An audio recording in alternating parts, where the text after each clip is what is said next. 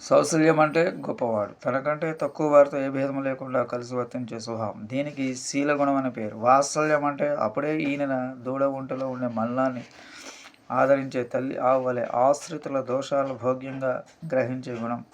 మార్ధవం అంటే ఆశ్రితుల విశ్లేషణ సహించలేకపోవటం. ఆర్జవం అంటే కరుణత్రయంలో రుజువుగా ఉండటం. దీనికి సాక్షాత్ వ్యతిరేకమైన దుర్గుణం కౌటిల్యం. సౌహార్దం అంటే ఎల్లప్పుడూ మంచిని గురించి చింతించే గుణం. సౌమ్యం అంటే జాతి గుణవృత్తాల్లో హెచ్చుతగ్గులు గణించకుండా అందరికీ సమానంగా ఆశ్రయించదగిన వాడై ఉండటం. కారుణ్యం అంటే దుఃఖించిన వారిని చూసి అయ్యో అని భావించడం. మాధుర్యం అంటే చంపాలంతలు శత్రువులకు సైతం భోగ్యమై ఉండటం. గాంభీర్యం అంటే ఆశ్రితులకు తాను చేయదలిచిన వారిని ఏనాటికి ఎవరు తెలుసుకోవడానికి వీలు కాని రీతిలో లోతైన హృదయాన్ని కలిగి ఉంటాం. ఔదార్యం అంటే ప్రతిఫలం ఆశించకుండా చాలా సమృద్ధిగా అన్నిటినీ కోరిన వారికి ఇవ్వటం. చాతుర్యం అంటే ప్రతికూలను కూడా అనుకూలంగా చేసుకోగల చతురత.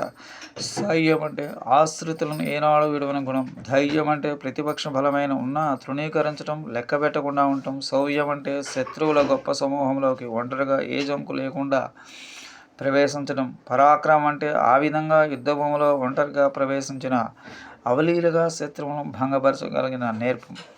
సత్యకామ సత్య సంకల్ప అనే రెండు భావప్రధాన దేశాలు కనుక సత్యకామత్వం సత్య సంకల్పత్వం అనే అర్థాన్ని గ్రహించాలి. సత్యకామత్వం అంటే కోరిన వారిని అన్నిటికీ ఏ కొరత లేకుండా సిద్ధించడం. సత్య సంకల్పత్వం అంటే దేనిని చేయాలని అనుకున్నా ఏ ఆటంకాలు లేకుండా దాన్ని పూర్తి చేయగలం శక్తి.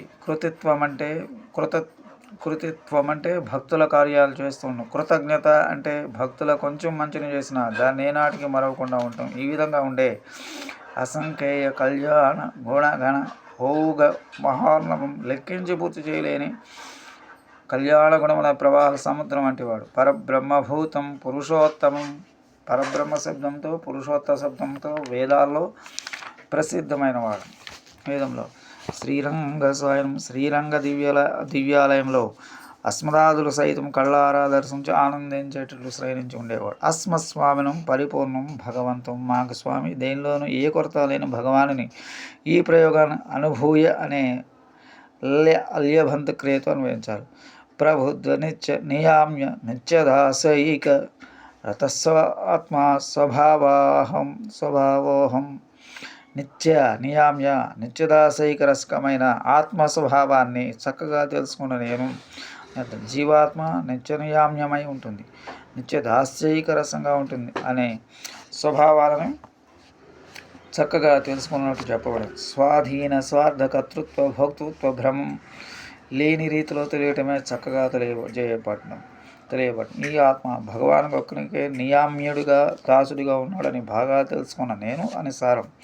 తదేకానుభవ తదేక ప్రియ. భగవానుని మాత్రం జ్ఞానానికి భక్తికి విషయంగా కలవాడినై విశదతమానుభవేన నిరంతర అనుభూయ చాలా విస్తృతంగా నిశ్చేదం లేకుండా అనుభవించి తదనుభవ జనితానవధికాతిశయ ప్రీతికారతాశేషావస్థో చితాశేషతైక రతిరూపని చకింకరో భవాని. ఆ అనుభవం చేత పుట్టిన చాలా గొప్ప ఆనందం చేత చేయించబడే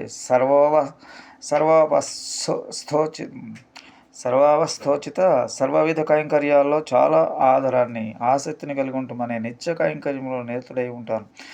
శేషతైక రతి అనే దాన్ని బహురీ సమాసంగా గ్రహించి నిత్యకైంకర శబ్దాన్ని విశేషణంగా చేయాలి. అశేషమైన కైంకర్యాల్లో చక్కగా అభినవేశాన్ని కలిగిన నిత్యకింకరుడం కాకను అని దీని భావం. ఈ విధంగా ఇంతవరకు ద్వయంలోని ఉపేయంలో దృష్టి కలిగిన ఉత్తరాఖండం యొక్క అర్థం వివరించబడింది.